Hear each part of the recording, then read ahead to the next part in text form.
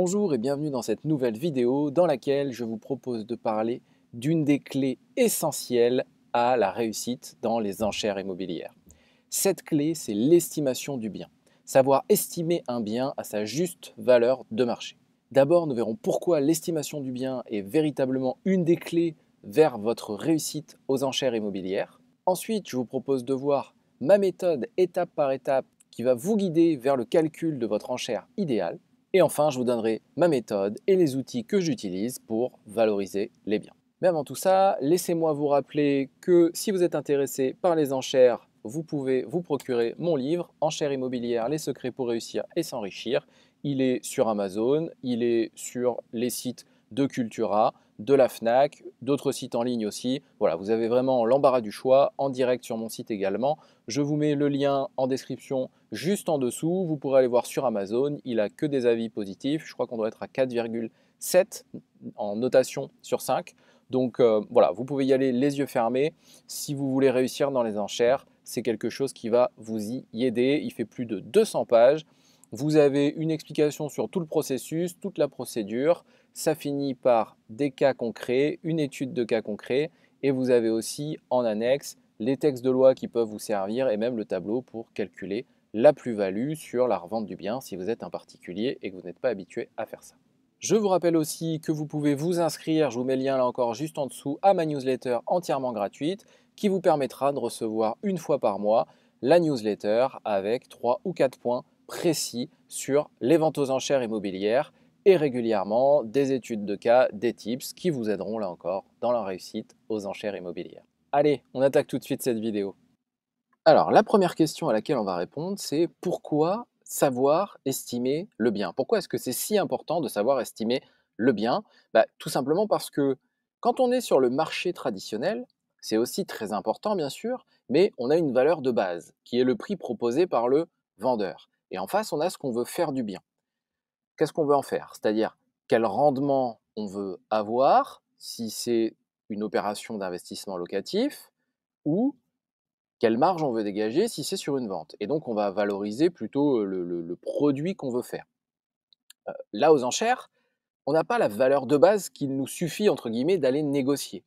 Il va falloir qu'on détermine, nous, la valeur de marché du bien et pour se positionner en fonction de ça. Et on va voir ensuite étape par étape.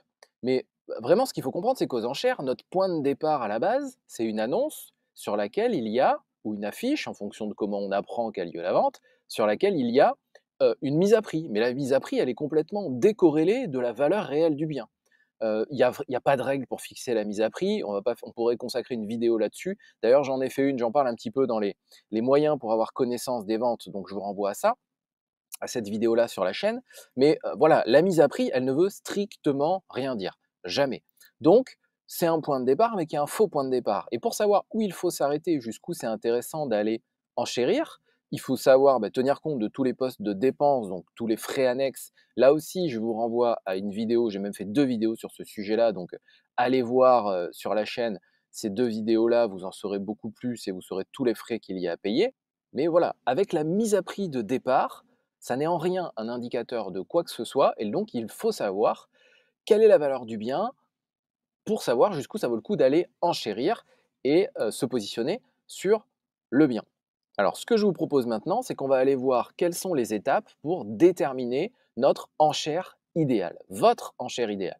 Ça fait plusieurs mois maintenant que j'accompagne des investisseurs, même des marchands de biens, à se positionner sur le marché des enchères. Je les accompagne sur tout le processus, donc évidemment le côté procédure, comprendre comment ça marche, comprendre le marché bien spécifique des enchères, appliquer des stratégies aussi sur quel bien on va aller plutôt se positionner ou pas, et évidemment comment faire les simulations, calculer les frais, etc. Mais il y a une chose essentielle et une problématique essentielle dont je me suis rendu compte à force justement d'accompagner les gens, c'est la difficulté que peuvent avoir la plupart des gens à estimer un bien à son juste prix. Parce qu'il n'y a pas une grille qui vient vous dire à tel endroit, tel type de bien, ça vaut tant, parce qu'évidemment, il y a toujours des subtilités sur l'emplacement du bien, sur la nature de la copro, sur le type de construction, sur les annexes, sur l'état du bien bien sûr, sur est-ce que le bien est occupé ou pas, s'il est loué, est-ce que le loyer est au juste prix ou pas. Bref, autant de choses qui font que c'est hyper technique et pointu de savoir estimer un bien. Et finalement, dans le cadre de ces accompagnements-là, j'ai une grosse part du processus de l'accompagnement. Et ça, pour le coup, mon activité d'expert immobilier m'est vraiment très utile, puisque ça me sert à leur expliquer vraiment tout le processus de valorisation d'un bien, non seulement quels outils on va utiliser, mais aussi comment on va pouvoir prendre des décisions pour trancher et estimer au plus juste le bien.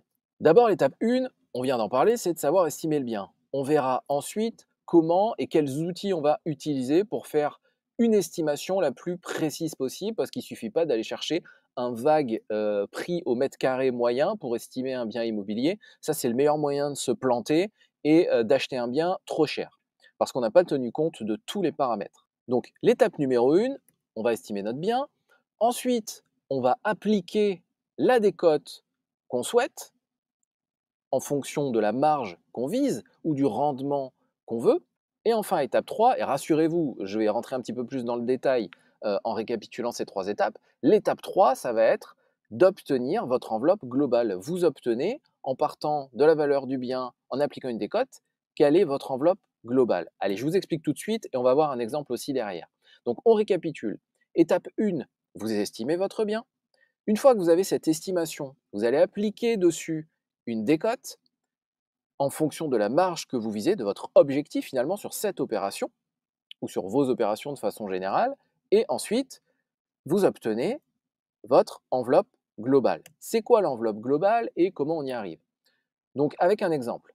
Première étape, vous avez un appartement qui est en vente sur le marché des enchères, vous avez vu l'annonce, vous faites la valorisation, vous le valorisez à 150 000 euros. Il vaut 150 000 euros si demain il doit se vendre sur le marché. Alors évidemment, la valorisation, c'est loin d'être une science exacte. Souvent, quand on estime un bien, et d'ailleurs les agents immobiliers qui vous font les estimations, ils vous donnent des fourchettes. Et les fourchettes, parfois, sont même des râteaux, puisque sur le marché actuel, on a plus souvent des fourchettes de 20 à 30 000 euros. Donc on va vous dire l'appartement vaut entre 150 et 170 que entre 150 et 155. Parce que en fonction de l'acquéreur et en fonction du dynamisme du marché, on va plus facilement le vendre à 150 ou plus facilement le vendre à 160. Voilà. Donc c'est pour ça qu'ils prennent une fourchette pour vous donner finalement un ordre d'idée, puis ensuite vous allez vous positionner en haut ou en bas de cette fourchette-là. Mais là, en l'occurrence, nous, on va déterminer une valeur le plus précisément possible pour pouvoir ensuite s'en servir pour nos calculs suivants. Ensuite, à l'étape 2, on va appliquer la décote minimale qu'on souhaite. Et là, attention, parce que si votre objectif, c'est d'avoir une marge de 33% sur l'opération, vous souhaitez dégager une marge brute de 33%. La décote dont vous avez besoin par rapport à la valeur de marché du bien, ça n'est pas 33%, mais c'est 25%. Je vous montre tout de suite avec le calcul. Regardez, je prends le téléphone, la calculatrice, et je vous montre. Ok, donc on va repartir de nos 150 000 euros, la valorisation du bien, et on va multiplier par 0,75, c'est-à-dire par 75%, pour appliquer la décote de 25% que l'on souhaite. Ça nous donne un total de 112 500 euros. Ensuite, on va repartir de ces 112 500 euros, et si on les remultiplie par 1,25, c'est-à-dire qu'on applique une majoration de 25%, on va tomber sur 140 625 euros. C'est-à-dire qu'on ne retombe pas sur nos 150 000 euros. Quand on enlève 25% dans un sens, si on les remet dans l'autre sens, ça ne s'applique pas. Donc on refait le calcul, on repart de notre décote de 25%, et cette fois-ci on va multiplier par 1,33. C'est-à-dire qu'on va appliquer une plus-value de 33%, et là on va bien tomber sur nos 150 000 euros, presque.